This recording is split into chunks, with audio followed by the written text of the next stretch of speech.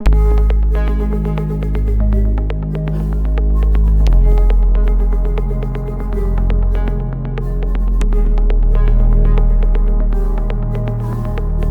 To बायोजन academy. आज हम लोग स्टडी करेंगे एक ऑर्गेनेली के बारे में जिसके पास दो मेम्ब्रेन है और डबल मेम्ब्रेनस ऑर्गेनेली। इससे पहले जो लेक्चर वीडियो था उसमें हम लोग डिस्कस किए थे about the single membrane organelle और एंडोमेम्ब्रेन सिस्टम के बारे में। लेकिन अभी से जो लेक्चर वीडियोज आएंगे वहाँ पे हम लोग बात करेंगे about the double membranous organelle के बारे में। तो डबल मेम्ब्रेनस ऑर्गेनेली में आ जाता है के पास होता है, जैसे कि डिस्कस करेंगे अबाउट माइटोकॉन्ड्रिया। इसके बाद डिस्कस किया जाएगा अबाउट क्लोरोप्लास्ट जो किसके पास रहता है, दैट इज प्लांट सेल के पास।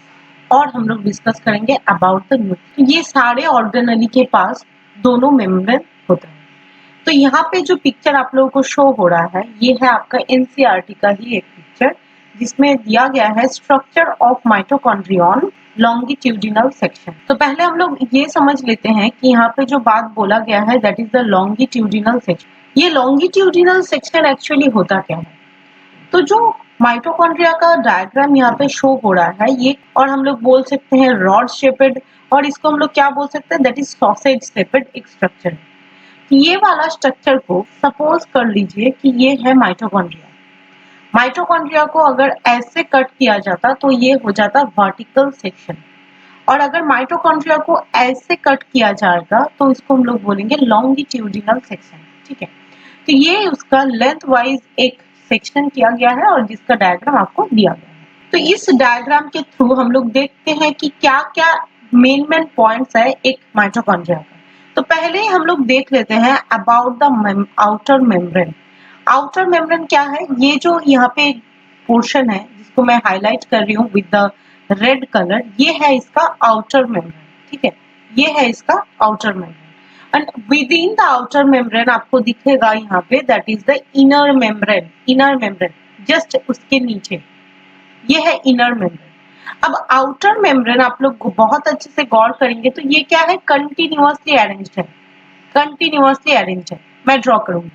और क्या है, इनर मेम्ब्रेन को अगर आप लोग गौर करेंगे तो ये कुछ इनफोल्डिंग्स बना रहा है, इनवेजिनेटिंग स्ट्रक्चर बना रहा है with in the mitochondrial structure.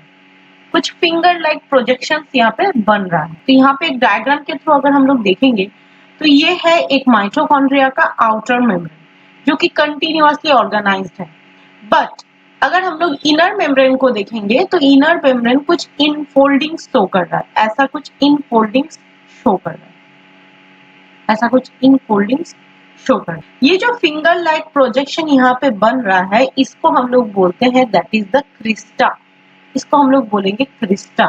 ठीक है, अब ये जो आउटर मेम्ब्रेन है और ये जो इनर मेम्ब्रेन है, तो इनर मेम्ब्रेन के पास ऐसा कुछ इनवेजिनेशंस और इनफोल्डिंग्स है। तो इनर मेम्ब्रेन को अगर हम लोग ये दोनों एंड से इसको स्ट्रेच करने की कोशिश करें तो ये इसका जो सरफेस एरिया होता है ये कहीं गुना ज्यादा होता है रेदर देन की आउटर मेम्ब्रेन, क्योंकि outer membrane already continuous arrangement show कर रहा है। लेकिन इनर मेम्ब्रेन कैसे अरेंजमेंट शो कर रहा है, दैट इज इनफोल्डिंग्स बना रहा है। तो इनर मेम्ब्रेन का ऐसा इनफोल्डिंग्स बनाने का एक ही मोटो है, that is what, that is to increase the surface area. जैसे कि इसका सरफेस एरिया ज्यादा है तो इसको अपने आप ही क्या करना पड़ेगा, अरेंज रहना पड़ेगा, जैसे कि यहाँ पे अरेंज है। ये आपको समझ में है? अब ये जो आउटर मेम्ब्रेन है और ये जो इनर मेम्ब्रेन है ब्लू कलर का, ये दोनों के अंदर और एक पोर्शन है जिसको मैं यहाँ पे कुछ ऐसा पिंक शेड कर रही हूँ। ये वाला पोर्शन ये आउटर मेम्ब्रेन और इनर मेम्ब्रेन के बीचों बीच रहता है। इस पोर्शन को हम लोग क्या बोलेंगे, इसको हम लोग बोलेंगे inter membranes space. Inter membranes space मतलब दो मेम्ब्रेन, आउटर मेम्ब्रेन और इनर मेम्ब्रेन का जो बीच का जो पोर्शन होता है, इन बिटवीन जो पोर्शन होता है उसको हम लोग क्या बोलेंगे, that is inter membrane space. यहाँ पे इंटर मेम्ब्रेन स्पेस को भी मैं हाईलाइट कर दूं ग्रीन से करती हूँ, ये वाला पोर्शन ये है इंटर मेम्ब्रेनस स्पेस, ये है इंटर मेम्ब्रेनस। आई होप आपको समझ में आया। अब इसके बाद और एक पॉइंट यहाँ पे आप लोग देख रहे हैं जिसको हम लोग बोल रहे हैं that is the matrix. Matrix क्या होता है? मैट्रिक्स एक फ्लूइड सा नेचर का एक पोर्शन होता है जो कि होमोजीनस होता है। क्या है क्या नहीं है सब समझेंगे। मैट्रिक्स कहाँ पे है? ये जो ग्रीन वाला portion with in the inner membrane, ये वाला पोर्शन को हम लोग क्या बोलेंगे? मैट्रिक्स। मैट्रिक्स बहुत ज्यादा इंपॉर्टेंट होता है in case of mitochondria, because matrix के अंदर बहुत सारे बायोकेमिकल रिएक्शंस कैरी फॉरवर्ड होते हैं। इस सभी के बारे में डिस्कस किया जाएगा। तो आई होप ये एक ओवरव्यू है माइटोकॉन्ड्रिया का स्ट्रक्चर। इसके बाद हम लोग इसके डिटेल स्ट्रक्चर भी ड्रॉ करेंगे। सो आई होप ये वाला स्लाइड आप लोगों को समझ में आया हो। नेक्स्ट कुछ इंट्रोडक्शन हम लोग पढ़ लेते हैं। ये जो माइटोकॉन्ड्रिया है, इस माइटोकॉन्ड्रिया को बोला जाता है power house of the cell. Power house बोला जाता है क्योंकि ये पावर बनाने में कैपेबल है। अब पावर क्या है? पावर एनर्जी आपको चाहिए। जैसे कि मैं यहाँ पे लेक्चर प्रोवाइड कर रही हूँ, आप सुन रहे हो, पढ़ाई कर रहे हो, स्कूल जा रहे हो, कोई भी काम आप कर रहे हो तो उसके लिए आपको चाहिए एनर्जी, जिसको हम लोग क्या बोलेंगे? That is power. और ये पावर कौन बनाता है? That is the mitochondria. तो mitochondria is responsible for making the energy, thereby mitochondria को हम लोग क्या बोलेंगे? That is power house, power house of the cell. ठीक है। और it performs various critical biological functions. इसके बारे में भी हम डिस्कस करेंगे कि माइटोकॉन्ड्रिया के अंदर बहुत सारे बायोलॉजिकल रिएक्शंस चलता है। ठीक है, तो ये भी हम लोग डिस्कस करेंगे। अब आता है बारी कि माइटोकॉन्ड्रिया को कौन पहले ऑब्जर्व किए थे। तो एक फिजियोलॉजिस्ट थे जिनका नाम है एल्बर्ट वॉन कोलिकर। इन्होंने पहले माइटोकॉन्ड्रिया को ऑब्जर्व किए थे अंडर द माइक्रोस्कोप। बट उसके बाद कर्ल बेंडा बोल के और एक साइंटिस्ट थे जिन्होंने माइटोकॉन्ड्रिया को स्पेसिफाई किए, जिन्होंने माइटोकॉन्ड्रिया का उसका नामकरण किए। कौन? That is the curl Benda. ठीक है। अब जैसे कि आप सभी को पता है कि जो यूकैरियोटिक ऑर्गेनिजम्स होते हैं उनके पास मेम्ब्रेन बाउंड ऑर्गेनेलीज होता है। अब मेम्ब्रेन बाउंड ऑर्गेनेली तो मेरा माइटोकॉन्ड्रिया भी है, लेकिन प्रोकैरियोटिक के पास आप सभी को पता है कि कोई भी मेम्ब्रेन बाउंड ऑर्गेनेली नहीं है। तो जाहिर सी बात है प्रोकैरियोट के पास कोई भी माइटोकॉन्ड्रिया नहीं रहेगा, मतलब प्रोकैरियोट माइटोकॉन्ड्रिया कैरी नहीं कर पाएगा। और आप सभी को पता है कि माइटोकॉन्ड्रिया क्या बनाता है? That is power, energy. तो प्रोकैरियोट्स है बैक्टीरिया, तो बैक्टीरिया को भी क्या चाहिए? That is energy. लेकिन बैक्टीरिया को एनर्जी माइटोकॉन्ड्रिया नहीं प्रोवाइड करता है। इंस्टेड ऑफ दैट, जब मैं प्रोकैरियोटिक से डिस्कस की थी वो वाला लेक्चर में ये मेसोसोम का स्ट्रक्चर भी दिया गया था। ये अगर बैक्टीरिया का जब प्लाज्मा मेम्ब्रेन है, ये अंदर के साइड में ऐसा कुछ इनवेजिनेटिंग स्ट्रक्चर बनाता है जिसको हम लोग क्या बोलेंगे? That is mesosome.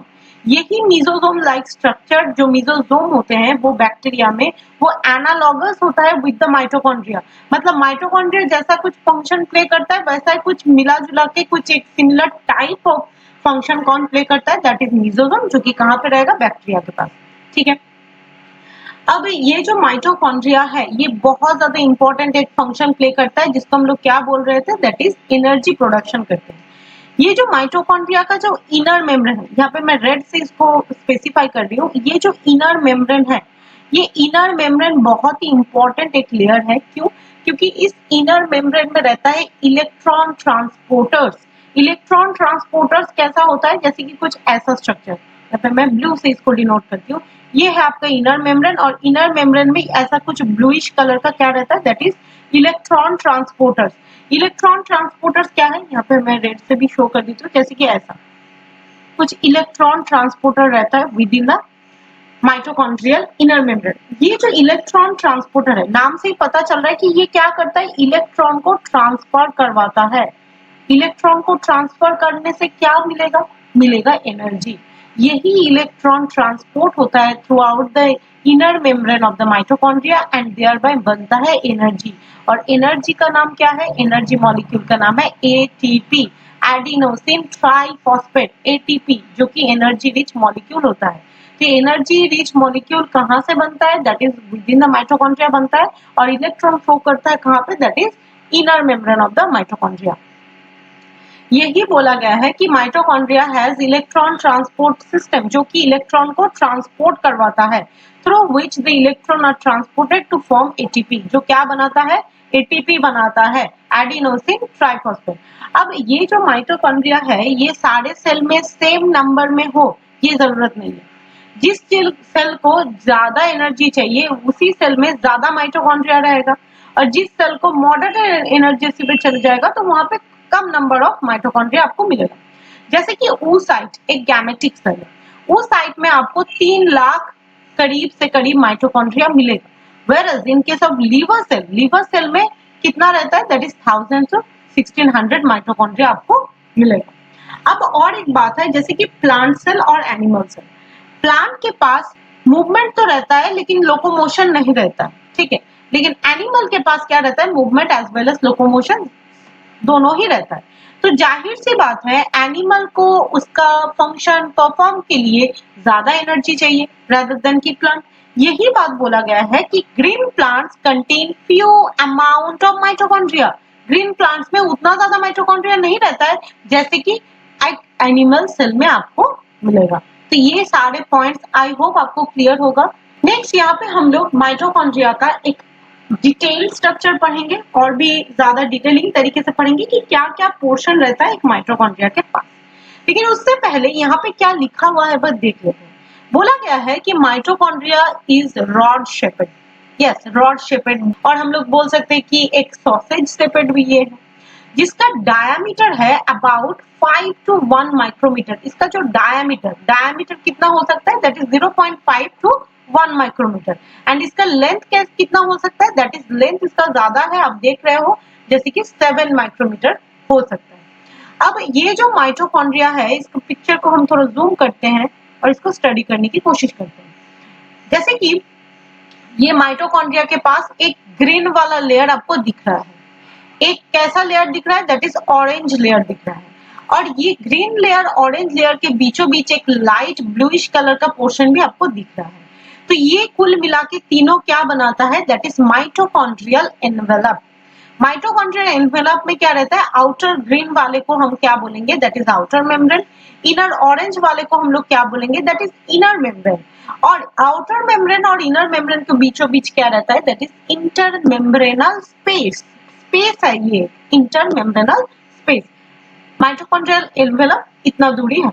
अब ये जो इनर मेम्ब्रेन है, ये अंदर के साइड में क्या होता है, फिंगर लाइक प्रोजेक्शंस और इनफोल्डिंग्स बनाता है, जिसको हम लोग क्या बोलते हैं, जिसको हम लोग बोलते हैं क्रिस्टी और क्रिस्टा, जो भी है वो हम बोलते हैं। अब ये जो इनफोल्डिंग्स है और फिंगर लाइक प्रोजेक्शन है, यहाँ पे आप लोग गौर कीजिए कि यहाँ पे कुछ टेनिस रैकेट जैसा स्ट्रक्चर बनाया गया है, जिसके ऊपर एक हेड पोर्शन है और एक स्टॉक लाइक पोर्शन है, टेनिस रैकेट जैसा। इसको हम लोग क्या बोलेंगे, that is F0 F1 complex. ये बहुत इंपॉर्टेंट है, अपकमिंग वीडियो लेक्चर में भी आपको पता चलेगा। तो ये कहाँ पे रहता है, दैट इज इनर मेम्ब्रेन के पास जो फिंगर लाइक प्रोजेक्शन होता है, वहां पे आपको मिलेगा F0 F1 कॉम्प्लेक्स, जिसका और एक नाम क्या है, दैट इज द ऑक्सीजोम। तो ये कहाँ पे रहता है, इनर मेम्ब्रेन में रहता है। और आपको क्या मिलेगा, that is within the mitochondria, ये वाला जो ब्लैकिश पोर्शन यहाँ पे आपको दिख रहा है, इसको हम लोग बोलते हैं मैट्रिक्स। मैट्रिक्स वो एक पोर्शन होता है जहां पे माइटोकॉन्ड्रिया का मैक्सिमम जो बायोलॉजिकल रिएक्शन वो कैरी फॉरवर्ड होता है। इसको छोड़ के भी मैट्रिक्स के अंदर आपको मिलेगा डीएनए, ये बहुत इंपॉर्टेंट है।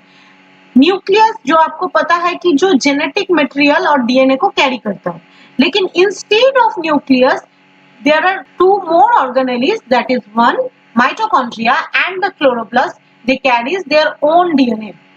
उनके पास भी डीएनए आपको मिलेगा। तो डीएनए माइटोकॉन्ड्रिया के पास भी रहता है, और हम लोग जब क्लोरोप्लास्ट पढ़ेंगे वहां पे भी देखेंगे, वहां पे भी डीएनए आपको मिलेगा। और यहाँ पे क्या है, दैट इज राइबोसोम।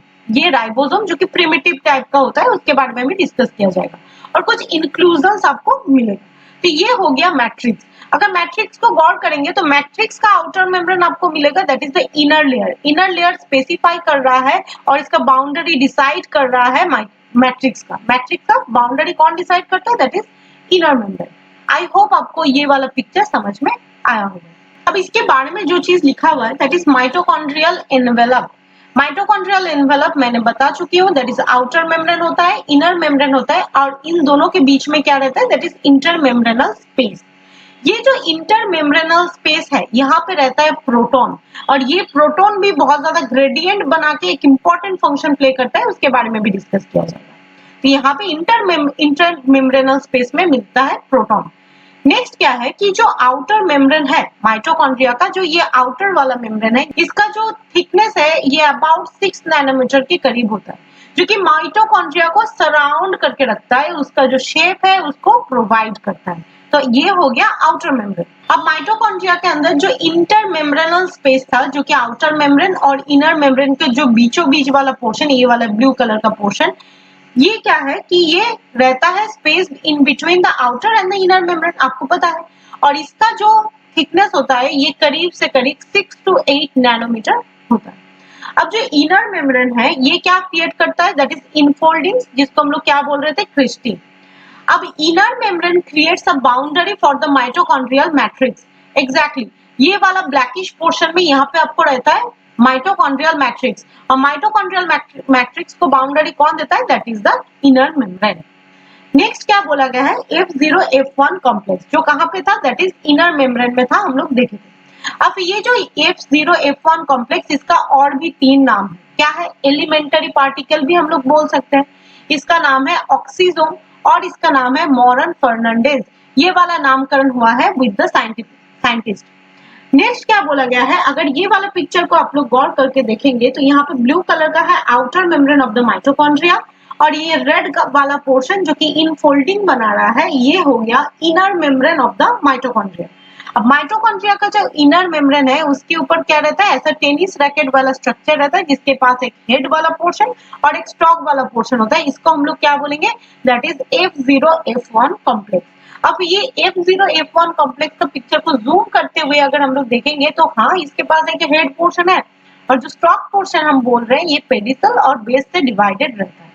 तो ये हो गया F0 F1 कॉम्प्लेक्स। लेकिन इसमें से F0 कौन सा पोर्शन है, F1 कौन सा पोर्शन है, हम लोग डिस्कस करेंगे। पहले ये अगर एक माइटोकॉन्ड्रिया का इनर मेम्ब्रेन है, इनर मेम्ब्रेन में ऐसा एक stock like structure, that is F0 F1 complex. ये हो गया F0 F1 complex. F0 complex कौन सा है, that is this base piece, जो यहाँ पे एक चैनल लाइक स्ट्रक्चर बना रहा है, इसको हम लोग क्या बोलेंगे, that is F0 complex. Whereas जो हेड वाला पोर्शन होता है इसको हम लोग क्या बोलेंगे, दैट इज F1 कॉम्प्लेक्स। अब क्या होता है कि ये वाला जो कॉम्प्लेक्स है ये बहुत ही इंपॉर्टेंट एक की रोल प्ले करता है, जो कि कौन सा key role, that is ATP synthesis करने में और एनर्जी प्रोडक्शन में ये हेल्प करता है। कैसे करता है ये भी हम लोग डिस्कस कर। सपोज कीजिए ये वाला है एक माइटोकॉन्ड्रिया का आउटर मेम्ब्रेन, ठीक है, और ये वाला है उसका इनर मेम्ब्रेन। इनर मेम्ब्रेन का ये हो गया इनफोल्डिंग्स, ये हो गया उसका इनफोल्डिंग्स, ठीक है। तो ये है उसका outer membrane, OM outer membrane, और ये है उसका इनर मेम्ब्रेन। जैसे कि आप सभी को पता है कि इनर मेम्ब्रेन के ऊपर ही रहता है कौन, that is the F0 F1 complex, जिसके पास एक हेड पार्ट रहता है और एक बेस पार्ट रहता है। ये है उसका बेस पार्ट, ये है बेस पार्ट, ठीक है। अब क्या होता है कि जो आउटर मेम्ब्रेन और इनर मेम्ब्रेन का जो बीच का जो पोर्शन होता है ये वाला, इसको हम लोग क्या बोलेंगे, इंटर मेम्ब्रेनल स्पेस। अब ये जो इंटर मेम्ब्रेनल स्पेस है ये किसको कैरी करता है, किसको स्टोर करता है, दैट इज प्रोटॉन। प्रोटॉन को स्टोर करके रखता है, ठीक है। अब क्या है, जो F0 F1 पोर्शन है इसके पास रहता है एक हेड पार्ट, ये है इसका रेड वाला हेड पार्ट, और ये है एक चैनल लाइक स्ट्रक्चर जो कि किसी चीज को मूव करवाने में हेल्प करता है। और कौन सा चीज को मूव करवाने हेल्प करता है, that is this H plus proton. ये प्रोटॉन मूव करता है from inter membranal space to the matrix through this channel, through this F0 channel, इसको हम लोग F0 बोलते हैं। अब क्या होता है, ये जो प्रोटॉन यहाँ पे चैनल के थ्रू पंप होता है, चला जाता है, पास करता है from the inter membranal space to the matrix, ये वाला एरिया है मैट्रिक्स। ये जो हेड वाला पोर्शन है F1 के पास, जो हेड वाला पोर्शन है इसमें रहता है एक एंजाइम, जिस एंजाइम का नाम क्या है, दिस एंजाइम का नाम है एटीपी सिंथेज। नाम से ही क्या पता चल रहा है कि कुछ चीज को सिंथेसाइज कर रहा है, और किसको सिंथेसाइज कर रहा है, दैट इज एटीपी को सिंथेसिस करने में हेल्प कर रहा है। कौन कर रहा है, F1 वाला पोर्शन। क्यों कर रहा है, क्योंकि उसके पास रहता है एक एंजाइम जिसका नाम है एटीपी सिंथेज, और F0 एक चैनल लाइक स्ट्रक्चर है जो कि प्रोटॉन को पंप करवाता है from the inter membranal space to the matrix. इतना समझ में। अब इसको हम लोग जूम करते हुए देखते हैं। सपोज ये वाला है F0 चैनल और ये है उसका हेड पार्ट जिसका नाम है F1, ठीक है। अब F1 के पास आपको पता है क्या है, that is ATP synthase, ATP synthase जो कि एंजाइम है। ठीक है। और ये वाला पोर्शन क्या है, that is this one is the inner membrane and this is the outer membrane. Suppose this is the outer membrane. अब प्रोटॉन यहाँ पे है, इंटर मेम्ब्रेनल स्पेस में प्रोटॉन है, प्रोटॉन यहाँ पे है। अब प्रोटॉन को क्या किया जाएगा, दैट इज पंप किया जाएगा थ्रू द F0 कॉम्प्लेक्स के थ्रू एंड अल्टीमेटली वो F1 के पास आएगा जिसके पास है ATPase एंजाइम। और ड्यूरिंग दिस टाइम ये आ रहा है यहाँ पे पंप होते हुए, ड्यूरिंग दिस टाइम क्या होता है कि एक इनऑर्गेनिक फॉस्फेट के साथ एडीपी मॉलिक्यूल, एडीपी का फुल फॉर्म क्या है, एडिनोसिन डाइफॉस्फेट, डाई मतलब उसके पास दो फॉस्फेट ग्रुप है, दो फॉस्फेट ग्रुप के साथ और एक फॉस्फेट ग्रुप इनऑर्गेनिक फॉस्फेट जुड़ता है और क्या बनाता है, दैट इज एडिनोसिन ट्राइफॉस्फेट, तीन फॉस्फेट वाला एक एनर्जी रिच कंपाउंड बनवाता है। और कहाँ पे बन रहा है, दैट इज F1 पार्टिकल के पास। वही यहाँ पे लिखा रहेगा, दैट इज क्या बोला गया है कि जो F1 पोर्शन होता है ये होता है हेड पीस, इसका जो शेप होता है वो कैसा होता है, दैट इज राउंड शेपेड, जिसका डायमीटर करीब से करीब 80 to 100 एंगस्ट्रॉम के पास हो सकता है। अब इसके पास क्या रहता है, that is ATP synthase. ATP synthase एक एंजाइम है जो क्या करता है, एडीपी के साथ एक इनऑर्गेनिक फॉस्फेट को जुड़वाता है और एटीपी बनाने में हेल्प करता है। Whereas जो F0 वाला पोर्शन है ये क्या है, बेस पीस, जो कि स्टॉक लाइक स्ट्रक्चर है, जो कि एक चैनल प्रोटीन है। चैनल मतलब किसी चीज को ट्रांसपोर्ट करवाने में हेल्प करेगा, और किसको ट्रांसपोर्ट करवाने में हेल्प करेगा, दैट इज प्रोटॉन को। कहां से करने की, कहां से कहां पे, that is peri mitochondrial space, inter mitochondrial space to matrix. इतना समझ में? अब ये जो इनर मेम्ब्रेन है मैं पहले ही बता चुकी हूँ, यहाँ पे रहता है इलेक्ट्रॉन ट्रांसपोर्टर्स, जो इलेक्ट्रॉन को क्या करता है, ट्रांसपोर्ट करवाता है और अल्टीमेटली एटीपी बनाने में हेल्प करता है। नेक्स्ट चीज है that is the matrix. Matrix portion आपको पता है, यहाँ पे एक बार और पिक्चर से हम लोग देख लेते हैं। मैट्रिक्स है ये वाला ब्लैक वाला पोर्शन, जो कि एक डेंस एक स्ट्रक्चर रहता है जिसमें डीएनए, राइबोसोम, इंक्लूजन बॉडी और बहुत सारे बायोकेमिकल रिएक्शन कहाँ पे चलता है, दैट इज मैट्रिक्स के अंदर। अब जो चीज बोला गया है कि mitochondria has own DNA, mitochondria के पास अपना डीएनए रहता है और माइटोकॉन्ड्रिया के पास क्या रहता है, दैट इज राइबोसोम। अब ये राइबोसोम दो तरीके का हो सकता है, एक होता है क्या प्रोकैरियोटिक टाइप ऑफ राइबोसोम और एक होता है यूकैरियोटिक टाइप ऑफ राइबोसोम, जो कि हम लोगों के पास रहता है। लेकिन माइटोकॉन्ड्रिया के अंदर जो राइबोसोम आपको मिलेगा वो रहता है primitive type, that is 70S type of ribosome आपको मिलेगा विद इन द माइटोकॉन्ड्रिया। और क्या रहता है, दैट इज सम प्रोटीन्स भी आपको मिलेगा विद इन द माइटोकॉन्ड्रिया। कुछ केमिकल कंपोजिशन ऑफ माइटोकॉन्ड्रिया के बारे में भी देख लेते हैं, that is proton 60 to 70% proton रहता है, लिपिड्स 25 to 30%, आरएनए 5 to 7% और एंजाइम्स करीब से करीब 60 डिफरेंट टाइप्स ऑफ एंजाइम्स आपको मिलेगा विद इन द माइटोकॉन्ड्रिया।